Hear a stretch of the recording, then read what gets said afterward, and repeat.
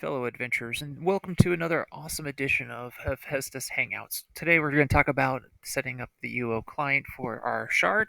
It does come with some custom files, and once you're set up, it generally should be pretty easy to stay connected going forward. But just in case, I wanted to get this video out running for everybody to eliminate gotchas, and as well as technical support, just letting you know you're not alone. So what I have concocted here are two different downloads. You can have the advanced, which is just the client patcher only. We're going to cover that at the end of this video, but the meat and potatoes is going to be this UOSE client.zip. So you're going to download that, and when you do, it doesn't matter where it goes in your computer, you should have a file that looks like this. It's a zip file. You can double click on it to extract it. In order to extract it, you can just drag and drop it out into a folder destination of your choice. This is a little bit more cumbersome to do that. You can also right click on it, choose copy, and then right click in the next folder that you wish to paste that in. So in this case, I made a folder on the desktop that I extracted it to called UOSE Client. I know I'm also intentionally going fast here. That is done so that way you can pause this video and review whatever content you need to. I do recommend after extracting it, if it doesn't have a little shield on it, go ahead and right click on this guy. You can go to Properties and Compatibility. In compatibility mode, this is optional, but it does help it run smoother depending on where you set up your client. In this case, on the desktop, it should be fine. But just in case, you're going to enable this box right here. It says Run as an administrator. Hit Apply. Hit OK. Mine's already like it, so I don't need to worry about it. Next, I can right click on this guy.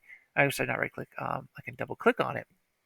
Now, what this does, it's going to ask for my permissions with the UAC or user access control. You're going to hit yes on that. You may also get another blue box that pops up saying that Windows Defender has not yet scanned this. That's normal because this is a brand new program. It looks scary, but again, it's been well tested. You can even see it running right here. So you're going to want to continue through that prompt. I believe there's just a small link that you have to click into in order to proceed. The other thing that you need to be mindful of is that all of our custom files reside inside this folder here called UO files. So do not want to change that because that is also being used here in a logic lookup. That makes it just a little bit faster so you don't have to go hunting for which folder to be patching. But if you did change your folder, you do need to browse to it, making sure it's been targeted.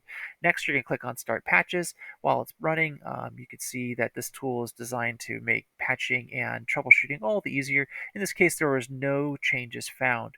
But let's say a local file got damaged or does not match what we have on the server. So for example, I know I just made one in here recently for the login music.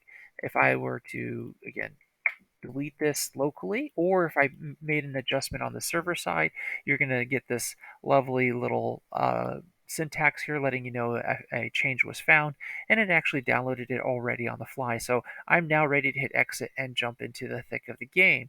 In order to get into the game, you do need to adjust a couple more things here. It's going to be this UO Classic launcher that you want to run. Running this will trigger a window such as this. Now you may not have any servers listed. That's perfectly fine. You're just going to click on the edit or open profile editor. On the left hand side, you can do add, and it's going to give you the option to start filling out all the blanks. Now I'm going to hit cancel there because I actually don't need to create a new profile. Let's go ahead and actually remove that. I'm just going to toggle over to what we have set up for our custom shard. So here you do want to make sure your server IP and port are dialed in appropriately, as well as your client version. Without those, this is not going to work. The bread and butter as well is going to be our custom files. Make sure that is being targeted. You can use this folder and you can locate it that way, or you can just copy the contents from here and paste it like so. Now it looks like it did not like it because I'm actually off by one folder, but if I go here, same scenario, I could just double click on that. Now I'm in the right folder. It's all happy.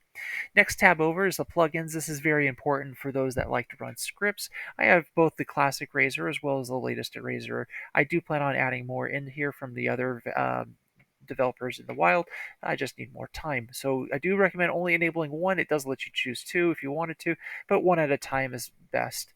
Not to confuse the scripts. So make sure you have that. Advanced, I don't have anything fancy here. You can keep it as is. Now that we're done, you're going to choose save. Again, I'm not going to choose save. I like what I don't need to make any changes, but I'm going to hit play. And now I should be able to see our custom login screen. It has custom music. Throw at it a test account. And we're going to go over a couple more items to make life a little bit more exciting. So you can see here, I already have two bars turned on that are not by turned on by default. Those are going to be buried in here. There is a containers. You do want to also, that's this big guy right here.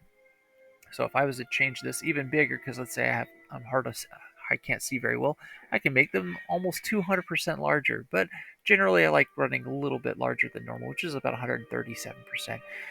Don't scale the items inside. I know that looks tempting, but what happens is that gets really muddied. So if I make it like this, it's just not pretty. So do not check that. Info bar, this is this guy right here. The info bar is actually, I take it back. That's this one right here. You can mix and match, but for the most part, I just check this to turn it on. Counters, this is the next one underneath it. This is definitely a must for me because I can put my band-aids in it, arrows, my scissors, rune books is uh, mine. There's nothing that's limiting you here for the most part. But what you're going to do is enable containers with that checkbox, as well as change the counter from a 1 to a 10. That will change the columns. So next item that I like is there's a grid. There's grid loot buried in here somewhere. There it is. I like having this on both. That just makes looting corpses a little bit easier. There's also the transparency circle that makes seeing things behind walls nice. There's also video, and this is another fantastic creature comfort, which is enable to scroll on the mouse. So in conjunction with the control key, I can now go in and out. So if I was doing deco in my house, I can then get to the easier items that I would normally have a hard time seeing or playing with because they're just only a few pixels wide versus when you're zoomed out. But also when you're zoomed out, you can see all kinds of cool things around you.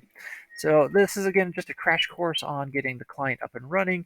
I do want to cover the patcher real quick, the advanced one anyways, that's this guy. So if for some reason you need just the advanced patcher because you already have the bundle, that's perfectly acceptable. What that will be is just these two files that are file and folder.